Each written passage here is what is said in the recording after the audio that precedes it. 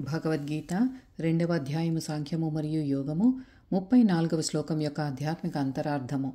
ఇంకా పరమాత్మ ఇలా అంటున్నారు: గౌరవనీయుడవని, సూర్యుడవని, ధర్మాత్ముడవని గొప్ప స్థానాన్ని అందుకున్నవానికి అపకీర్తి అనేది మరణం కంటే ఎక్కువగా బాధిస్తుంది.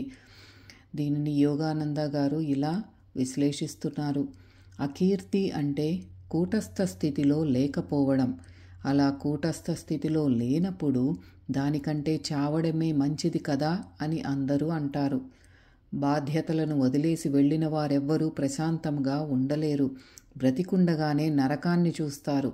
ఇంద్రియాలతో, అంతర్శత్రువులతో ఈ అంతర్యుద్ధము సాధన చెయ్యను అనేవాళ్ళు బ్రతికుండగానే మరణాన్ని అనుభవిస్తారు. ధ్యాన స్థితిలో భగవంతునితో ఐక్యమై మళ్ళీ భౌతిక సుఖాలు, అలవాట్లు వీటితో పాటు వెళ్ళిపోవటమే జీవన్ మరణము అంటే. చేతకాని వాడిని, పారిపోయాను అని అకీర్తిని తెచ్చుకున్న మనం దానిని తిప్పికొట్టే ప్రయత్నము, యుద్ధము నిత్యం జరుగుతూనే ఉండాలి. అప్పుడే సాధకుడు తప్పకుండా తనలోని మాయమైన మానసిక ఆందోళన, ప్రలోభాలు వీటన్నిటి మీద విజయం సాధిస్తాడు. ఇదే God talks with Arjuna the Bhagavad Gita 2వ అధ్యాయమైన సాంఖ్యము మరియు యోగము 34వ శ్లోకం యొక్క ఆధ్యాత్మిక అంతరార్థము.